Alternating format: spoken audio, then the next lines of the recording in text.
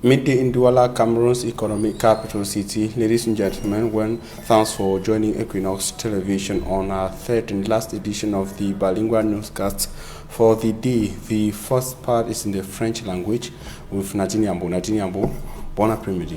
Merci Fomi Armstrong Sanda, mesdames et messieurs, bonjour. Merci d'honorer ce rendez-vous de l'information sur Equinox Télévision.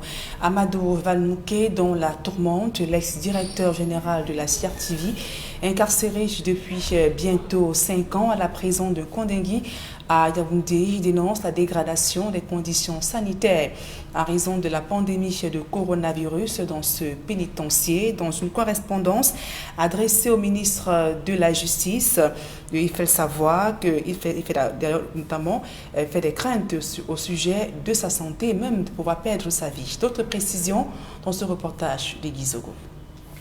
Dans une correspondance au vitriol adressée au ministre de la Justice, Laurent Esso, l'ex-directeur général de la CRTV dénonce la situation qui est la sienne actuellement à la prison de Kondengui.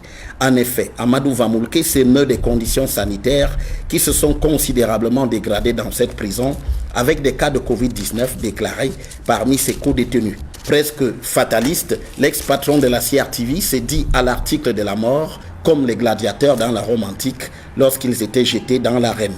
Surtout, Amadou Valmouké met en exergue ce qu'il qualifie d'inhumanité de Laurent Esso, dont il recense un florilège de déclarations jugées péjoratives, telles « ça ne me fait ni chaud ni froid »,« les urgences c'est à l'hôpital »,« la justice est indépendante du pouvoir exécutif au Cameroun ». En fin de compte, Amadou Valmouké clame qu'il est emprisonné illégalement depuis 1708 jours, soit 5 années, avec 64 renvois de son affaire. Cela, poursuit-il, devrait lui assurer une extradition sanitaire, sans doute en référence au cas Ephrem Inoni et Yves-Michel Fotcho, ancien Premier ministre et homme d'affaires. Loin donc de cette issue, pour l'ex-manager de la CRTV, son malheur vient de ce que Laurent Esso lui a déclaré la guerre. Tout autre chose à présent, des femmes marginalisées dans la résolution des conflits au Cameroun. C'est le constat que fait la société civile qui dénonce le laxisme des pouvoirs publics sur la non-application de la résolution 3025 des Nations Unies, notamment sur l'implication des femmes dans le processus de paix et de sécurité. Le reportage de Aïe Cyril et Joël Sengue. 20 ans après l'adoption par le Conseil de sécurité des Nations Unies de la résolution 1325 sur l'implication des femmes dans les processus de paix et de sécurité, son implémentation traîne dans divers pays. Au Cameroun notamment, la société civile dénonce de nombreuses entraves à la mise en œuvre d'un plan d'action national. Il n'y a pas eu un bon mécanisme de coordination, il n'y a pas eu une bonne façon de remonter les informations. Il y a eu des lourdeurs administratives qui ont un peu plombé le processus parce qu'il y avait des mécanismes qui devaient être mis sur pied. Le ministère de la promotion de la femme et de la famille en a assuré le secrétariat. Mais comme je l'ai dit, le mécanisme de coordination n'a pas été très efficace. La société civile qui constate que le plan d'action national est difficilement mis en œuvre au Cameroun accuse les pouvoirs publics de ne pas s'approprier le document. Nous voulons que le gouvernement initie le processus. Parce que si le plan d'action est géré par l'ONU, ça veut dire que c'est un projet de l'ONU, ce n'est pas un projet du Cameroun. Oui, le Cameroun doit mettre en place des ressources, doit mettre en place toutes les ressources nécessaires pour voir que ce programme est réalisé. Mis à l'index, le gouvernement se défend en énumérant quelques actions menées. Le gouvernement a élaboré en 2017 un plan d'action de mise en œuvre de la résolution 1325 qui mène des activités à travers les 4 piliers qui sont la participation, la prévention, la protection, le secours et le relèvement. Et ce plan d'action qui couvrait la période 2018-2020 est arrivé à échéance. Tout compte fait, le Cameroun est le théâtre de nombreuses crises. Et pour les partenaires au développement, la question de l'implication des femmes dans la résolution de ces crises se pose avec acuité. Pour nous, c'est essentiel que les femmes soient impliquées dans dans ces processus de résolution de crise. Nous sommes vraiment intéressés de voir comment les différents pays mettent en œuvre la résolution 1325, car pour nous, la participation des femmes au processus de paix et de sécurité est cruciale. Il n'est pas question que les plans d'action nationaux soient identiques. Chacun doit évoluer selon son contexte. L'objectif final étant de s'assurer que la voix des femmes et des filles compte dans la prévention et la résolution des conflits. Le plan d'action national sur la résolution 1325 des Nations Unies va bientôt rentrer dans sa phase 2. La société civile exige que les populations à travers les collectivités territoriales décentralisées soient associées à sa mise en œuvre. La décentralisation du plan d'action dans les 360 communes. Et nous le proposons pourquoi ? Pour qu'il y ait une meilleure appropriation par les communautés et une meilleure implication dans le processus actuel. Sous la houlette de Women International League for Peace and Freedom, des experts sont réunis à Yaoundé. Objectif: présenter la contribution des organisations de la société civile à la révision du plan d'action national de la résolution 1325 du Conseil de sécurité des Nations Unies sur l'implication des femmes dans la résolution des conflits. Le chapitre santé de ce journal à présent. Le service gynécologie de l'hôpital général de Douala connaît une baisse drastique du taux de consultation de près de 60%. Avec la pandémie de coronavirus, de nombreux patients ont déserté les hôpitaux, compliquant ainsi leur suivi médical et même leur état de santé. Le constat a été fait lors des journées portes ouvertes où près de 400 femmes ont été dépistées de cancer du sein et du col de l'utérus. D'autres précisions dans ce reportage. Au pavillon du service gynécologie de l'hôpital général de Douala, une foule inhabituelle. Dans les couloirs, de nombreux patients en attente.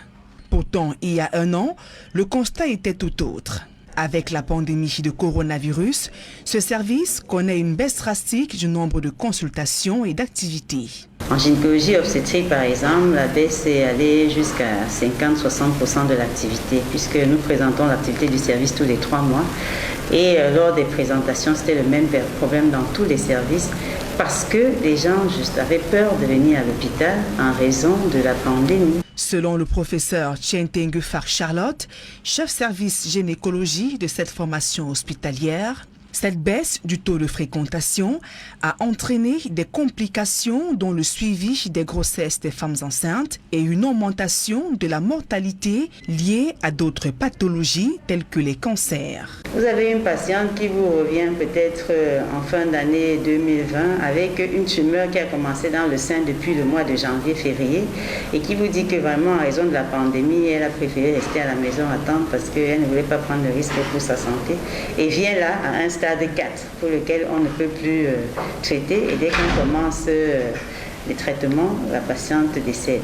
Nous avons aussi les cas des femmes enceintes qui restent à la maison, ne font pas des consultations. Par exemple, la pression artérielle commence à monter et elle vient simplement en urgence quand elle convulse. Et on en perd certaines. Briser la peur du virus du corona et sensibiliser le grand public sur la progression d'autres pathologies au Cameroun, c'est l'objectif de ces journées portes ouvertes du service gynécologie. Il n'y a pas que le SARS-CoV-2, il n'y a pas que la Covid pour être la pathologie qui touche l'humanité actuellement. Il y a toutes les autres pathologies que nous avons toujours connues. Et si on ne fait pas attention et qu'on se concentre tous sur le SARS-CoV-2, mais bien évidemment, on va avoir une mortalité qui sera même plus élevée en raison de toutes les autres maladies, si on compare à ce que le SARS-CoV-2 peut soigner. Durant 3 jours d'activité, près de 400 personnes ont été dépistées des cancers du sein et du col de l'utérus. Et de nombreux cas suspects sont déjà signalés.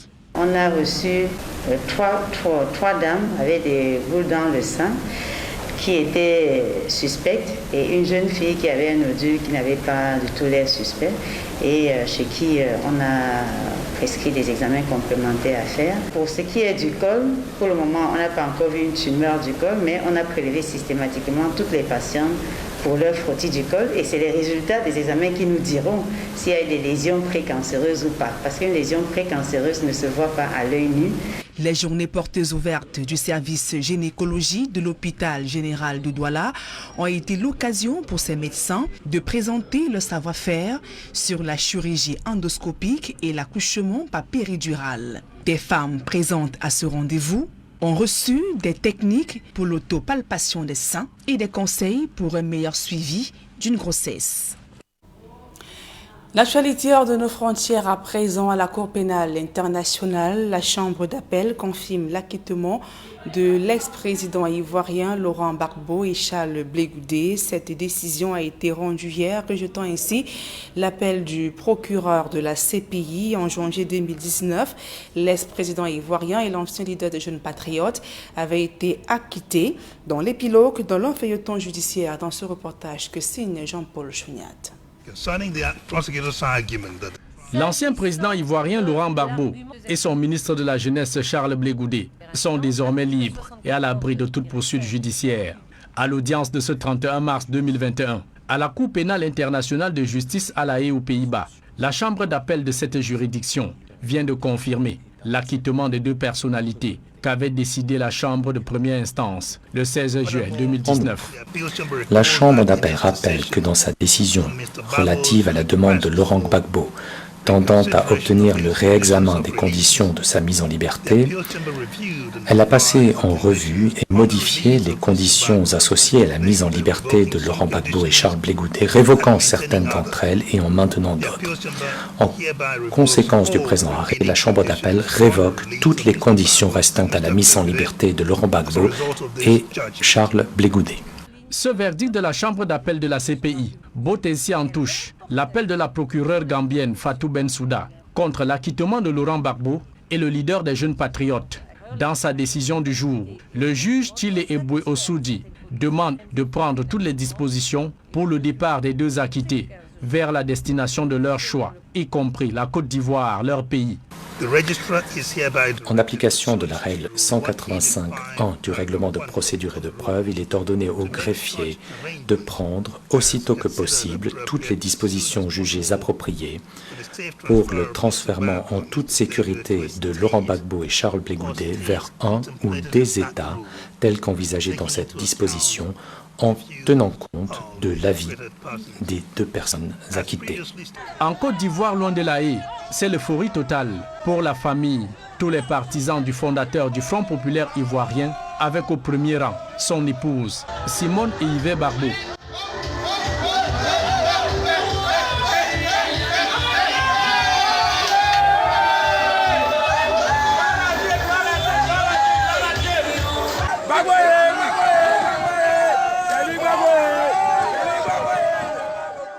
Avec ce verdict final, c'est donc la fin d'un feuilleton judiciaire à rebondissement qui aura duré 4 ans, 2 mois et 2 jours, depuis l'ouverture du procès le 28 janvier 2016.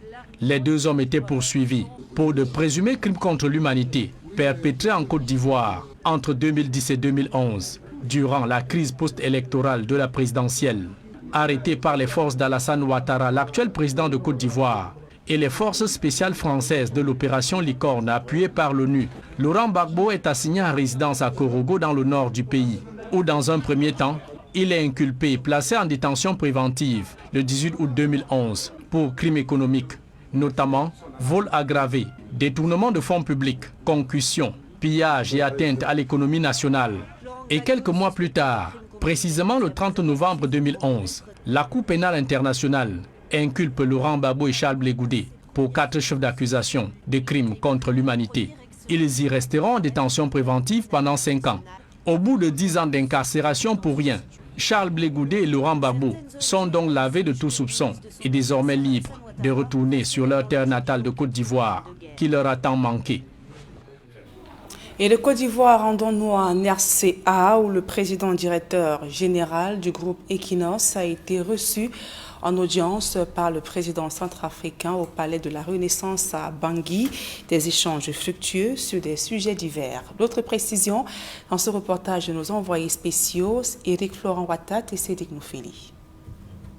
Le renforcement de l'état de droit et le respect des principes démocratiques sont des axes majeurs du deuxième quinquennat du président centrafricain Faustin Archange Touadéra.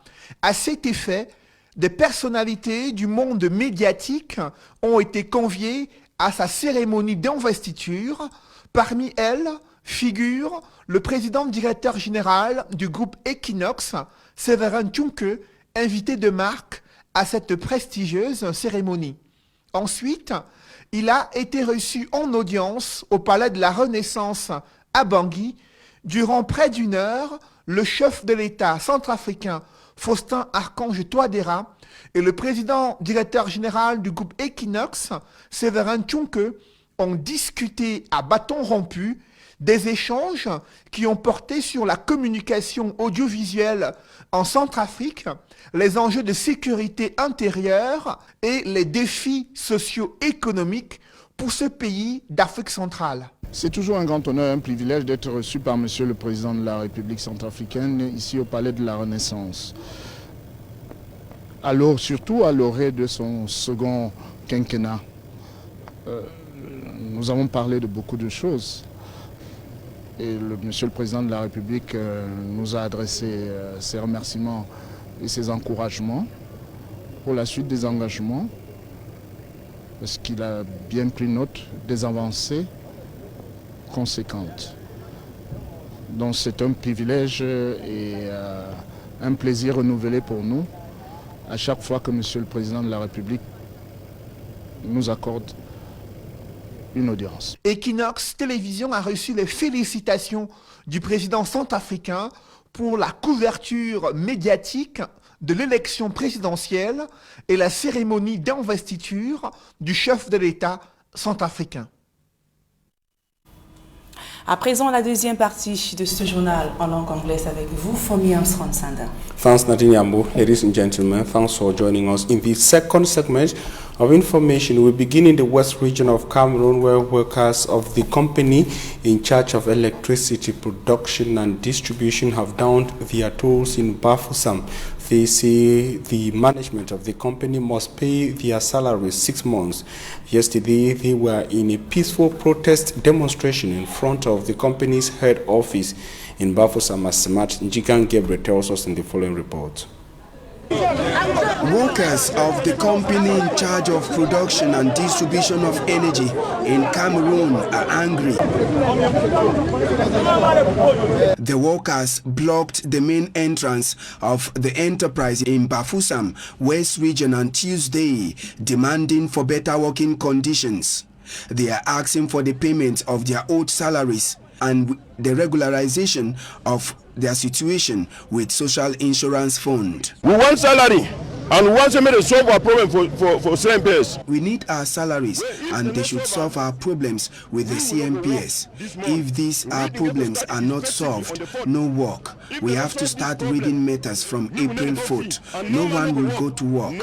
We have been manipulated for long. They don't manipulate me for long and the grave will stop today. Now why that way we would be outside? Even now, better would die. We do field work, and as a woman, I can't drive a motorcycle, so I spend 5,000 francs per day. It's enough. With unpaid salaries, we can't continue. Apart from the non-payment of the salaries, they also complained of the lack of medical bonuses. In an attempt to save the face of the enterprise, the regional delegate of ENIO for the West and Northwest regions went to calm down the tempers. Vous êtes le bras d'ENIO sur le terrain. J'ai beaucoup de considération. You are the hands of ENIO on the field. I have so much consideration for you. Please have some consideration too for me. You didn't submit your complaint with complete elements. Inside, certain things were not said. We are going to ensure that the unpaid salaries are settled. We don't deal directly with you, but now we shall do monitoring on the field because you are the eyes of ENIO.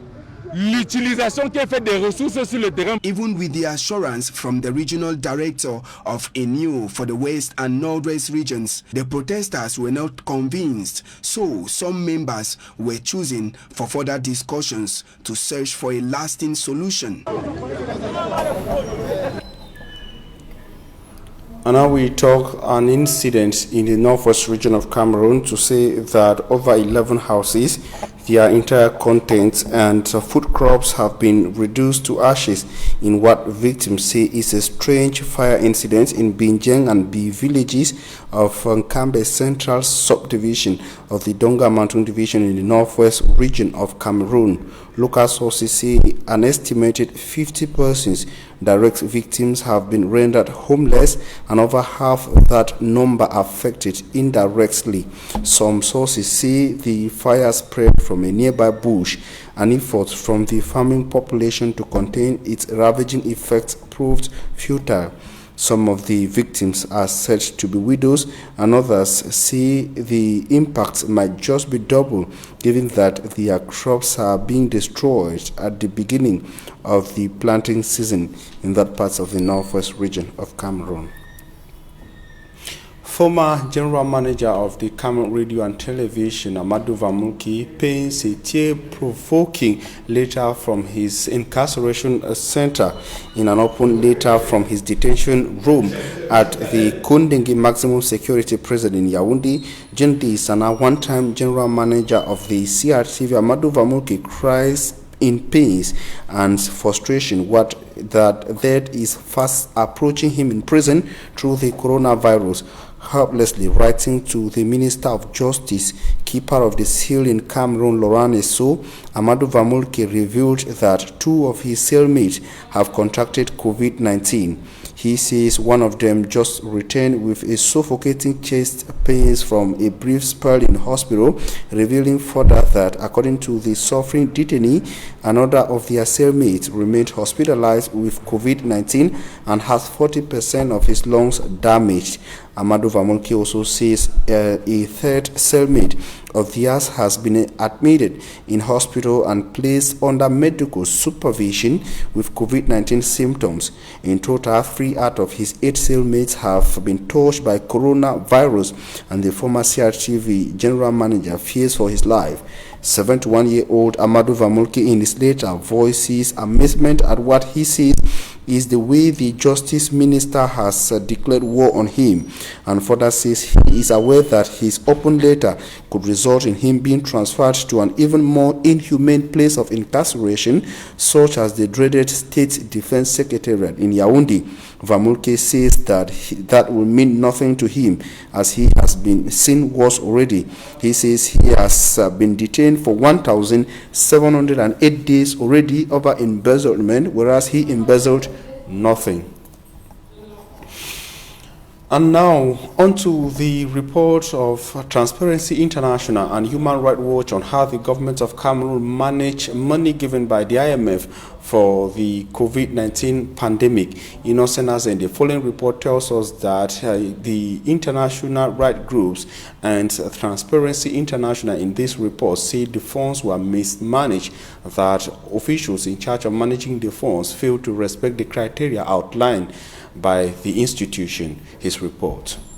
Analyzing the COVID-19 pandemic and funds management in Cameroon, Human Rights Watch and Transparency International recall that in April 2020, the Health Minister announced a 58 billion franc CFA response plan, and on May 4, the International Monetary Fund, IMF, approved a $256 million emergency loan to help finance it. In October, the IMF approved a second $156 million loan to finance a more robust $825 million 3-year package to support the country's health system and help businesses and households affected by the pandemic. As part of the May loan, the Cameroonian government pledged to use the funds transparently and committed to issuing semi-annual reports on COVID-19 spending, commission an independent audit, and publish documents related to results of public procurement and beneficial ownership information of companies awarded contracts. From the beginning, virtually no public information was provided regarding the government's COVID-19 spending. Healthcare centers made urgent appeals for support from an emergency health fund, into which they have been paying 10% of their revenues since 1993, according to medical staff, whom Human Rights Watch interviewed from various regions in April and May. But they said they had received no support. The government does not publish any information about the fund and did not respond to a Human Rights Watch letter regarding it. The president established a second solidarity fund and appealed to private companies and citizens to contribute, but that fund was also not transparent. In interviews with Human Rights Watch, medical staff reported shortages in basic hospital goods. Based on over a dozen interviews Human Rights Watch conducted, hotels received only very partial or no compensation for their costs. The government has not published any information regarding its contracts with or reimbursement to such hotels. After public pressure, the Health Ministry, citing Agency of Transparency, published a 2-page statement on July 29th about how it spent about 22 billion francs CFA, which it said was its total expenditure to respond to COVID-19 in the preceding 5 months. It included only vague categories that provide no real possibility for the public to verify. Before the IMF approved a second emergency loan, it required the government to change its rule to enable it to publish beneficial ownership information of companies awarded contracts and to publish the backlog of all COVID-19 related contracts awarded since May 4, including the beneficial ownership. In practice, however, the government never uploaded this information into a central database. Instead, it produced a list of the names of companies awarded contracts, beneficial owners, and the contract amount, but there are no links to that document on any government website. The only link appears to be on page 47 of an IMF loan agreement. With regards to the commitments to conduct an independent audit, the state agency, Contrôle Supérieur de l'État du Cameroun, has reportedly begun an audit, and the finance minister has called for tenders for an independent audit. As concerns recommendations of Human Rights Watch and Transparency International, good governance, including anti-corruption efforts, should be at the heart of rebuilding resilient and inclusive economies, particularly as governments are looking to bolster spending on health, social protection, and other fundamental rights while reducing inefficiencies in spending and raising revenues. And the appeal chambers of the ICC has confirmed the acquittal of Laurent Gbagbo and Charles Goudé in the decision which was read by Judge Chile Ebwe Osoji Wednesday. The appeals chamber of the International Criminal Court indicates that it rejects the prosecutor's appeal and confirms the decision of the trial chamber 1 of the institution. In January 2019, the former Ivorian president Laurent Gbagbo and his youth leader Charles Goudé were acquitted for all charges of crimes against humanity allegedly committed in Côte d'Ivoire in 2010 and 2011. 16 September 2019, the prosecutor filed a notice of appeal against the decision. The appeal chamber has rejected the appeal. Ladies and gentlemen, that brings us to the end of the midday on Equinox Television. We thank you for your keen attention. Nadine Ambo will be back here tomorrow at 7 a.m. God willing. Nadine, see you tomorrow at 7 a.m. Merci, Fomi Armstrong Sanda, fin de ce journal. Mesdames et messieurs, merci pour votre aimable attention et passez d'agréables moments en compagnie de nos programmes qui se poursuivent.